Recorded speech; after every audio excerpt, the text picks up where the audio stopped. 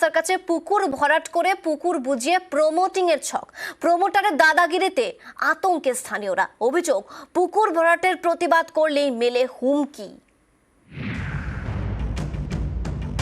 বেহালা চৌরাস্তা 123 নম্বর ওয়ার্ডে সন্তোষ রায় রোড।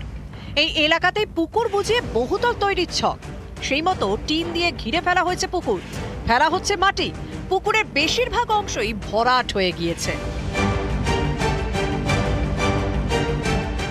অভিযোগ, পুকুর ভরাটের সময় কাটা হয়েছে বেশ কয়েকটি গাছও। এই পুকুরের পাশেই বেশ কয়েকটা দোকান ছিল, তারাও রেহাই পাননি। অভিযোগ, জোর করে দোকান তুলে দেওয়া হয়েছে। প্রমোটারের দাদাগিরিতে আতঙ্কে স্থানীয়রা। আপনি চলে গেলেন, পরবর্তীকালে যে বললো তার এফেক্টটা পড়ে যাবে, ওই জন্য কেউ কিছু বলবে না। আমরা যে করে খাচ্ছি সেটাও করে খেতে দিল না। অনুরোধ করলাম, এই দোকানটা ছিল ওখানে। আজকে 20 বছর বা 25-40 বছর ধরে এটা পুকুরই ছিল। হঠাৎ দেখলাম এটা টিন ফিন ঘিরে মাটি ফাটি পড়ে গেল।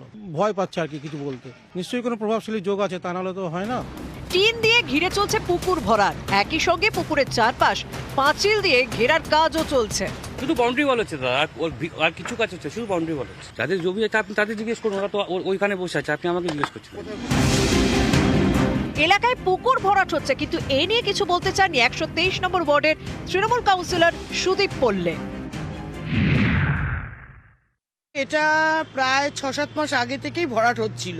রাত্রি 12টা-1টার সময় একটা গাড়ি মাল ফেলতে এসেছিল, তাকে ঠাকুরপুকুর থানায় অ্যারেস্ট করিয়ে দিয়ে কাজ বন্ধ করে দিয়েছিলাম। কর্পোরেশনকে হেড অফিসে জানিয়েছি, মেয়রকে জানিয়েছি, এবং এই কর্পোরেশন থেকে নোটিশও দেওয়া হয়ে গেছে। এবং যদি সত্যি সত্যি পুকুর পুরোটা হয়ে থাকে এবং কর্পোরেশনের রেকর্ডে থাকে যে পুরোটা পুকুর, তাহলে কোনোভাবেই তারা ওখানে কোনো রকম প্ল্যান করতে পারবে না, কিছু করতে পারবে না, অন্তত আমি যতক্ষণ আছি। শহর কলকাতায় কিভাবে আবার নতুন করে এই রকম ভাবে পুকুর ভরাট করে কনস্ট্রাকশনের কাজ ওঠে, সেটা নিয়ে কিন্তু যথেষ্ট প্রশ্ন উঠছে।